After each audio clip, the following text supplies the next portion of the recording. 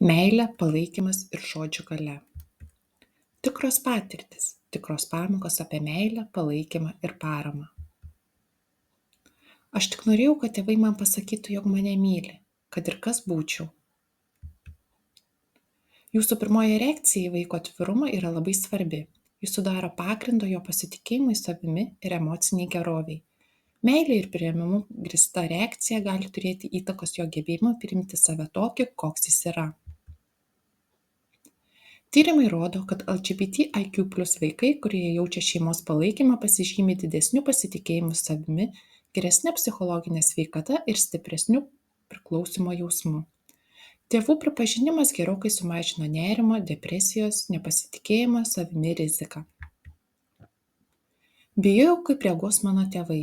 Man reikėjo palaikymo, o ne panikos. Natūralu, kad tėvai patiria įvairių emocijų, kai jų vaikas atsiskleidžia – nuostabą, neužtikrintumą ar net baimę. Šie jausmai yra pagrįsti, tačiau svarbiausia, kaip jūs reaguosite tą akimirką. Paprastas ačiū, kad papasakojai, aš tave myliu, gali pakeisti jūsų vaiko gyvenimą. Šie žodžiai užtikrina, kad vaikas yra saugus, priimtas ir besąlygiškai mylimas toks, koks yra. Atrodė, kad mano tėvams svarbiau buvo jų pačių jausmai, o ne tai, ką išgyvenu aš. Tėvai gali jausti baimę, sumišimą ar net liūdesį, kai jų vaikas atsiskleidžia, ypač jei tai prieštarauja jų lūkesčiams ar įsitikinimams. Šios emocijos yra natūralios, tačiau jos niekada neturėtų užgožti vaiko meilės ir paramos poreikio. Svarbu, kad jūs patys suprastumėte savo jausmus, tačiau pirmoje vietoje turi būti jūsų vaiko emocijos. Užtikrinkite juos, kad jie yra vertinami ir priimami, net jei jums reikia laiko juos suprasti. Jūsų palaikymas šiuo metu padės jiems labiau pasitikėti savimi ir prisidės prie geros savijautos ilgus metus. Išgirdau tėtį sakant, tikiuosi, kad tai tik fazė. Tai mane sugniuždė.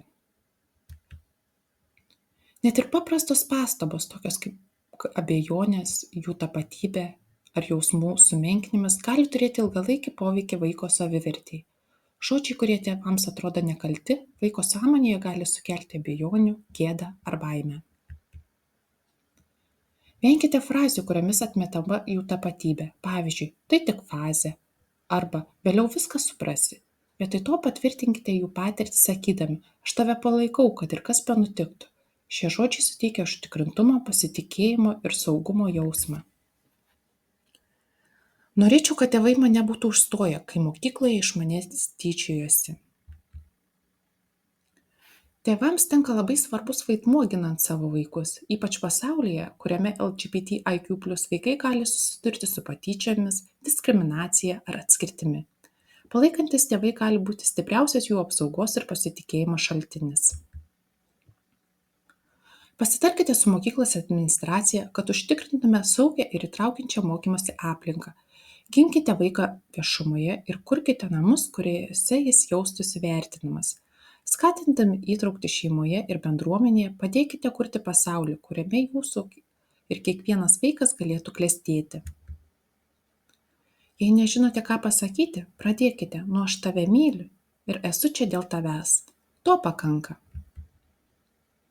Jūsų meilė ir parama gali būti lemiantis veiksnys jūsų vaiko geroviai. LGBTIQ+ vaikai, kurie jaučiasi priimami savo šeimoje, dažniausiai užauga savimi pasitikinčiomis ir laimingomis asmenybėmis, o tie, kurie susiduria su atstūmimu, dažnai kovoja su nepasitikėjimu savimi ir psichikos sveikatos problemomis. Palaikykite savo vaiko ne tik žodžiais, bet ir veiksmais. Išklausykite jo patirtis, mokykitės ir parodykite, kad jis yra besąlygiškai mylimas. Jūsų palaikymas gali teigiamai nulemti jo ateitį. Ačiū, kad išklausėte. Ačiū, kad mokotės. Labiausiai ačiū, kad pasirinkote meilę, pripažinimą, palaikymą, nes šie žodžiai gali pakeisti gyvenimą.